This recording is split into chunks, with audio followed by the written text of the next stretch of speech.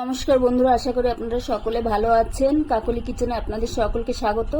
আজকে আমি বানিয়েছি সুজির মিল্ক কেক। তাহলে চলুন কি করে বানিয়েছি দেখা যাক। সুজির মিল্ক কেক বানানোর জন্য আমি একটা কড়া বসিয়েছি। এখন আমি এর মধ্যে 1 কাপের চেয়ে একটু কম, মানে 1.25 কাপ ঘি দিয়ে দিচ্ছি। ঘিটা গরম হয়ে গেছে, আমি এখন এর মধ্যে 1 কাপ সুজি দিয়ে দিচ্ছি। সুজিটা এখন লো ফ্লেমে 10 মিনিট ধরে নেড়ে নিতে হবে। এটা হাই করা যাবে না, লো ফ্লেমে 10 মিনিট ধরে নাড়বো আমি।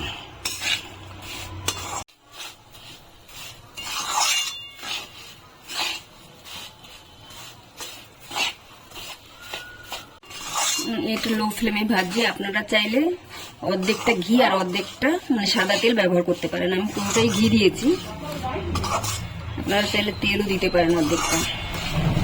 আমি 10-12 মিনিট ধরে লো ফ্লেমে এরকম ভেজে নিয়েছি। এখন দেখুন এই যে ঘি ছাড়তে আরম্ভ করেছে।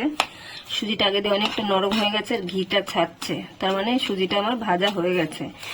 এখন আমি গ্যাসটা অফ করে দেবো, সুজিটাকে একটু ঠান্ডা করে নেব।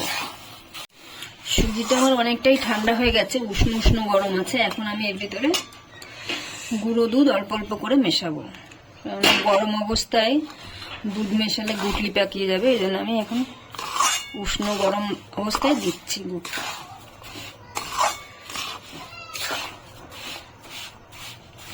এভাবে পুরো দুধটা আমি মিশিয়ে নেব।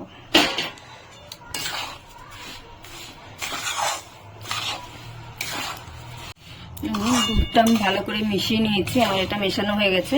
এখন আমি এক সাইডে এটা রেখে দেবো কড়াইটা। আমি একটা কড়া বসিয়েছি, এখন আমি এর ভিতরে 1 কাপ জল দিয়ে দিচ্ছি আর দিয়ে দিচ্ছি 1 কাপ চিনি। এখন চিনিটা গলা অবধি অপেক্ষা করব। চিনিটা আমার গলে গেছে। এটা 1 তার বা 2 তার কোনো তার হবে না, শুধু মানে গলাতে হবে। চিনিটা শুধু গলে দেওয়া অবধি জাল করে নিতে হবে। এবারে চিনির রসটা আমি সুজির মধ্যে ঢেলে দিলাম। ঢেলে দিয়ে আবার লো ফ্লেমে এটাকে জাল করে নেব। এটা হাই করা যাবে না, লোতেই জাল করতে হবে। আমি এখন এর ভিতরে একটু এলাচের গুঁড়ো দিয়ে দিচ্ছি, দিয়ে আবার জাল করে নেব। হতে আর বেশি সময় লাগবে না, 2-4 মিনিটের মধ্যেই হয়ে যাবে। এখন ঘন হয়ে এসছে, এখন একটু সাবধানে জাল দিতে হবে, কারণ টকবক করে ফুটছে, যখন ফের আসতে পারে। এখন আমি একটু সামান্য চেক করে দেখবো হয়েছে নাকি, সেজন্য আমি একটু প্লেটে দিয়ে ঠান্ডা করতে দিচ্ছি।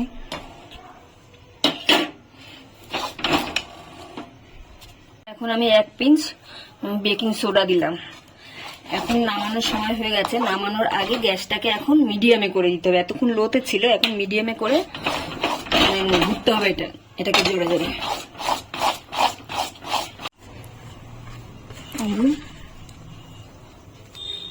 এটা এই যে দলা পাকিয়ে যাচ্ছে, হাতে লাগছে না, তার মানে এটা আমার হয়ে গেছে। এখন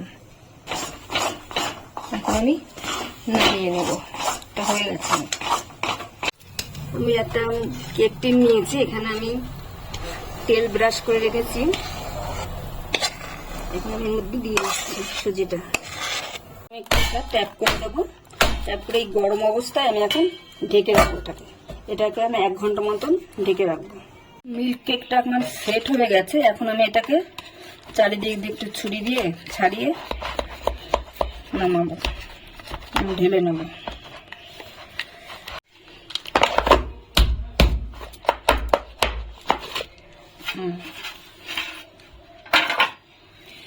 এখন বাটার পেপারটা তুলে নেব।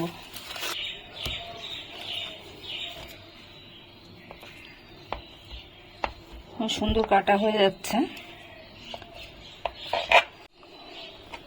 এই দেখুন, এটা আমার সুন্দর হয়ে গেছে, সুন্দরভাবে তৈরি হয়েছে। আমি এখন পিস পিস করে কেটে নেব। রেসিপিটা তৈরি হয়ে গেছে। ভিডিওটা যদি ভালো লাগে তাহলে একটা লাইক করবেন, সাবস্ক্রাইব করবেন এবং কমেন্ট করবেন।